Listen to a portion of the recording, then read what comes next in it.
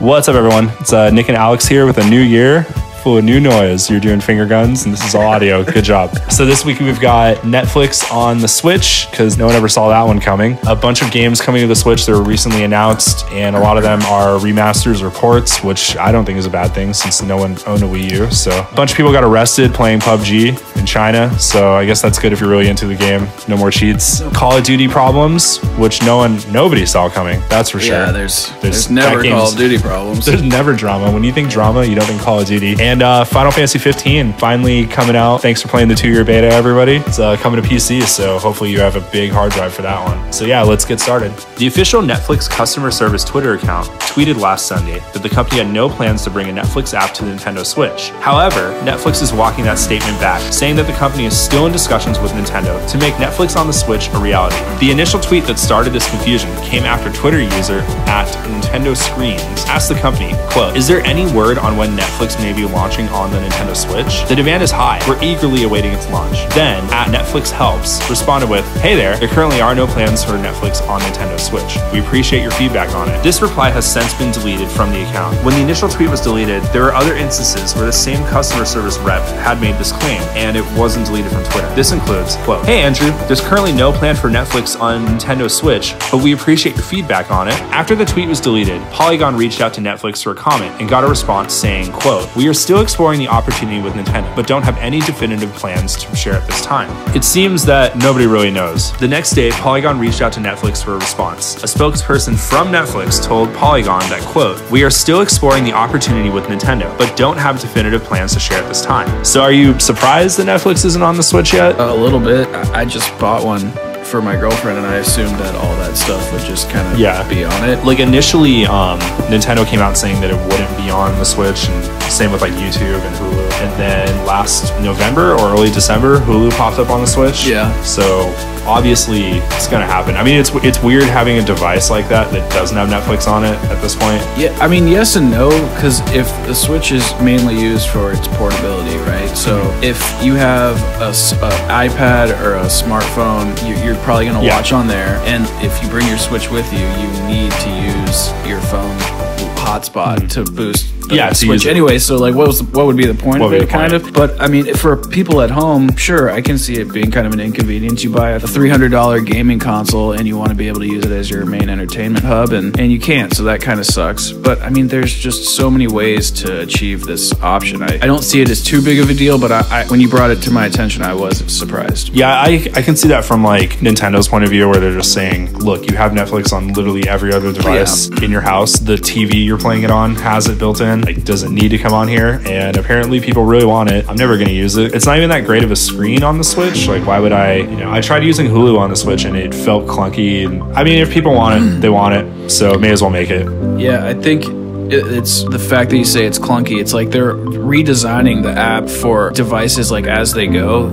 I know it's different when you turn it on the Xbox than it is on my phone, and the TV I have in the bedroom is older, so the Hulu doesn't even work on that. So they have to like control how they design the interface for every single device. So how are they going to do it for the Switch? For the Switch, yeah. It probably comes down to someone at Netflix is like, is this even worth our time? I'm sure there's going to be a version that will come out and it's going to be really gimped and shitty, and everyone's going to complain. Oh, just like it was on the Wii, or on the first Wii, it was terrible. Yeah, I'll be like, oh, and it doesn't look as good as it does on my TV. Like, yeah, because it's not.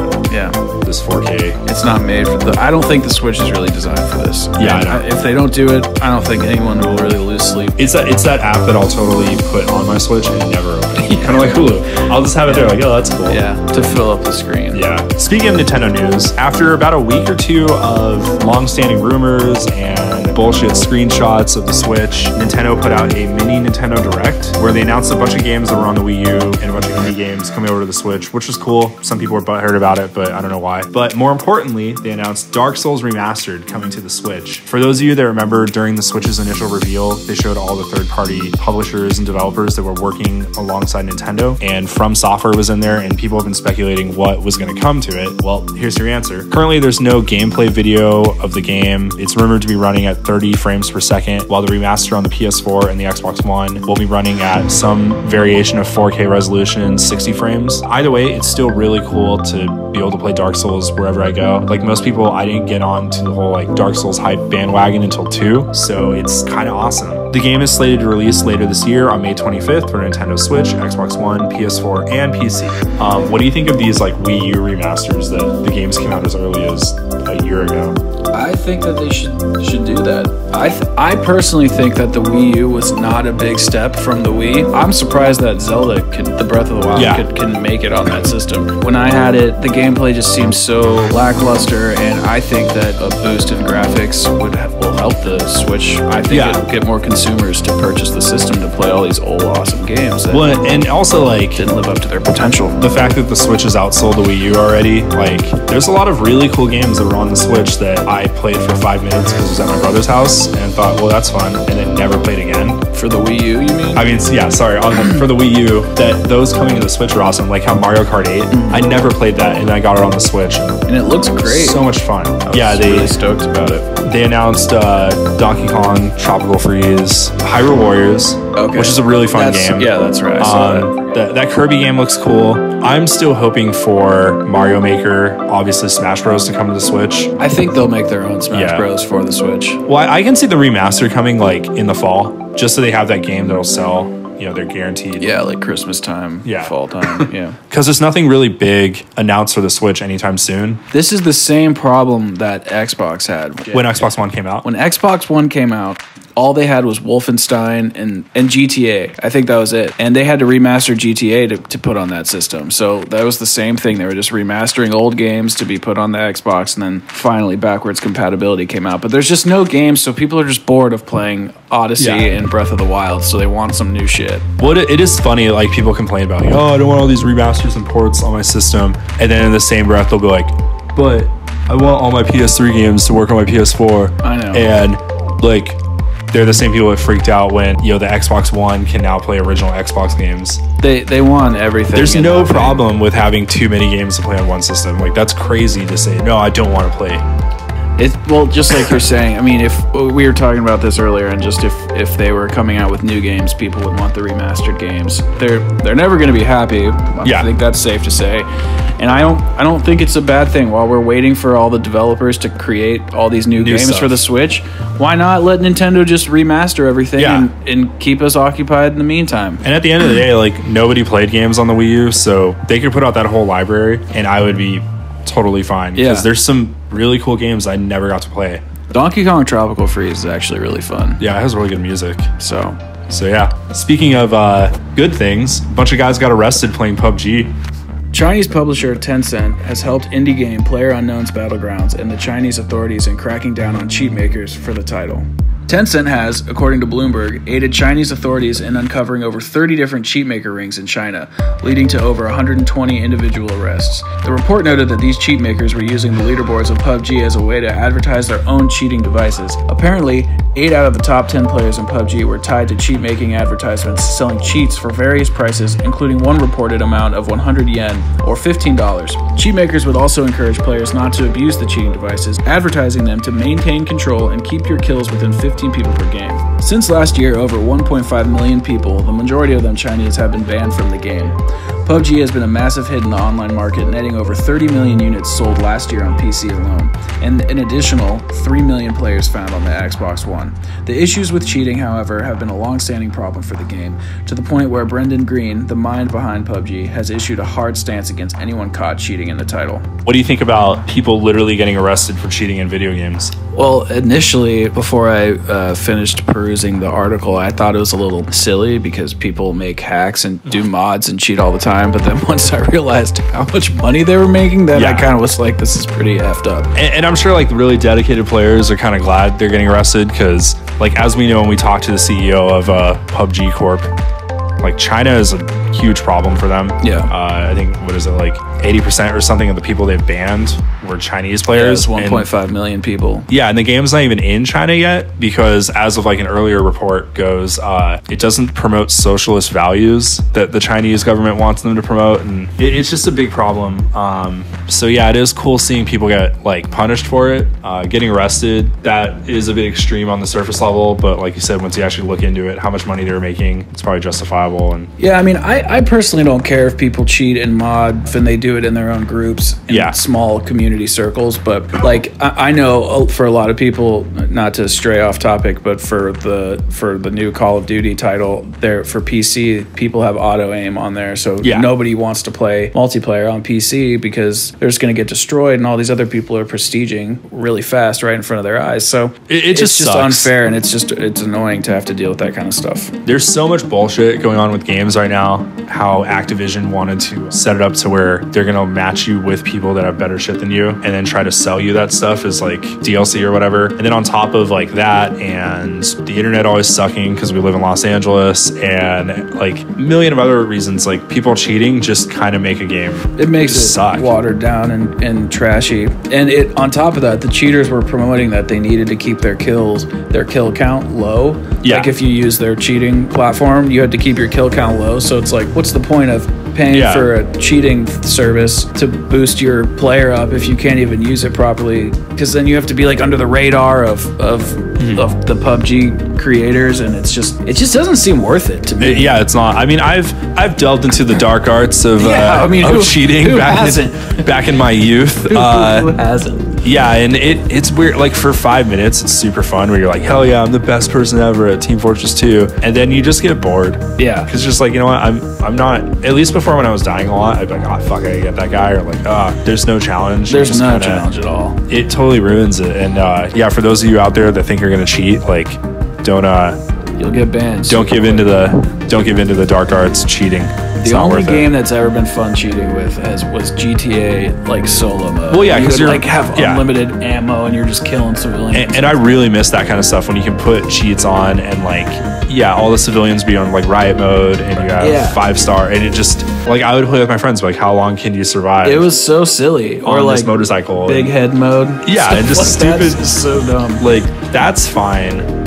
But like propelling yourself to the top of the leaderboard that doesn't matter. Competitive cheating sucks. It sucks. Final Fantasy 15 finally launches its quote-unquote Game of the Year edition in the form of the Royal Edition. The Royal Edition launches with a ton of new content, such as a brand new endgame dungeon, multiple bosses, a boat, a first-person mode, and brand new story content that hopefully will fill in some of the gaps left in by the original game. The $20 expansion, dubbed the Royal Edition, is available March 6th and includes all the game's previous Year 1 DLC. And for those of you who haven't bought the game yet, a new $50 edition of the game with new box art will be available at launch, as well as the long-awaited Windows PC port, which includes 4K support, Dolby Atmos HDR10, and for those of us with bottomless pockets, 8K resolution support. No word on Season 2 content or the highly anticipated iOS and Switch ports, but that should be soon. Final Fantasy 15 is finally out of the 2-year beta. You can now pay an additional $20 to get all the DLC. There's no word if this works with the Season Pass. I've tried contacting them. I've gone literally everywhere. No one seems to have an answer if the Season Pass I bought back in 2016 will get me the few additional things. It's actually a significant amount of content. You just started playing the game over Christmas. Are you kind of bummed out that now, Well, I haven't purchased the Season Pass yet. Yeah. So I could, if they come out with a second annual Season Pass or something, maybe that would include all the stuff. But actually, so this Royal Edition, for you it'd be $20, and you get everything from the first Season Pass in addition to all the new stuff. Oh, so you're wondering if that? Okay, I see. So I'm wondering if this is their way of saying this is Season Pass 2, or if this is Season Pass 1 and it's the very end of that. I mean, I guess we'll find out on March 6th. It's kind of interesting. Like, you didn't play it from the beginning, but they've added so much to this game, like as far as free content goes and story stuff. Like, I've never seen a game outside of like an MMO get so much post-launch, like to where it's almost been like every month there's something new added.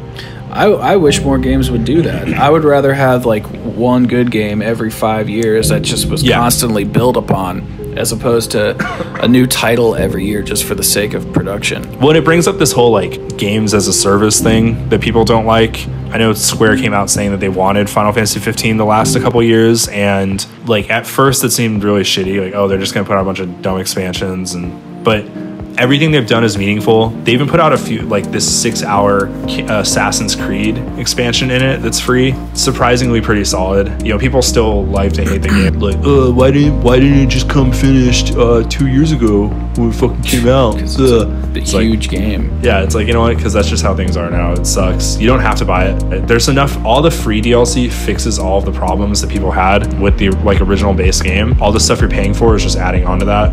I mean, I've only played it for like an hour and a half. I thought it was beautiful, and I can't even believe that it's 2 years old, right? Yeah. And it holds up to some of the new games that came out last week or whatever, you know? Well, speaking of it holding up, the PC port finally got announced. It got announced like when the game got announced, and then it's just been kind of gone forever. And the PC port supports up to 8K graphics. So for the 5 people out there that have an 8K monitor and the means to run that, you're looking at probably like you're set up to run an 8K video game properly. Probably going to cost you around 10 grand. Why would they make the game have that ability if only like 4 people can do so? I think it's future proofing. Like if you think about it, if you went out now and you bought a really good, like your graphics card right now, which don't go out and buy a graphics card now since everybody's Bitcoin mining and it's insanely expensive, and you want to play a game from 4 years ago, it would cap out at like 1080. So it is kind of nice that in 5 years, when my laptop can run, you know, 8K, I'll be able to boot up Final Fantasy 15 and be like, oh, this looks really good still. Yeah. Like it clearly looks like it's 7 years old, but it's running in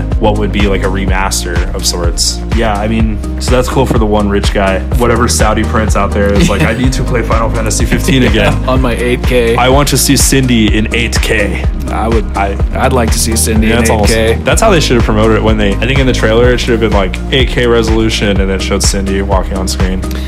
Yeah, I would have pissed off a lot of people. She's something else. But it would have sold a lot of copies because subconsciously people have been like, you know, I love that game. Yeah. The story looks great. What a good game. Honey, we have to buy a new PC. We have to spend 12 grand on an 8K monitor for Cindy. I want a lower end Honda Civic, or do I want a better PC for Final Fantasy 15? Well, you know, you got to future-proof yourself with your toys. You do. You do. And plus, she never ages, so. No, she doesn't. Only ages in my dreams. I don't think she does age. Oh, well, I can't talk about that because I'd be spoiling the game. Yeah, I can. I can now. I have 300 hours to put in that game. No, you can get through the story in like 20 and it's worth it. Or you can be stupid like me. And I got a platinum trophy in the game last December. No, not last December, December of 2016. And I probably in 2017 put like 130 more hours into it. Did they add more trophies with the expansions? Yeah, there's that stuff. I played all the expansions, got everything there. But there's like 12 special dungeons that you can do afterwards. That like one dungeon takes like 6 hours to beat, and I beat it in 4. Like it's just been. I hit the max level cap of 120, and between like 119 and 120, it took me like 10 hours to get that level. For some reason, I really enjoy this game, and every few months they add just enough to get me back into it to be like, oh, I really want to try that. Yeah. You know, oh, I want to fight the big turtle mountain. I really want to get through the main story, and then I want to go back and explore. That's what I've been doing. Because they give you so much to explore. Like it feels kind of empty when you're doing the main story, but they give you so much to explore that it's like for people that maybe played the base game in 2016, it's almost worth paying the $20 to get all the additional stuff. That's a good deal. Or if you never played it, like right now is probably the best time to get it because the Royal Edition is launching at $49, and you're getting everything. And then they're still planning a whole nother year of like content. That's crazy. Yeah, it's even if you don't like the game or you have gripes with it, it is kind of commendable to see a developer do that. Yeah. Because most release the game, patch it for 6 months, and go fuck you guys. And I know. Or they'll release stuff like release updates and they won't even tell you. Yeah. Like I know Infinity Ward's been doing that with their most recent title. Yeah. So speaking of developers doing the right thing, how's Call of Duty going?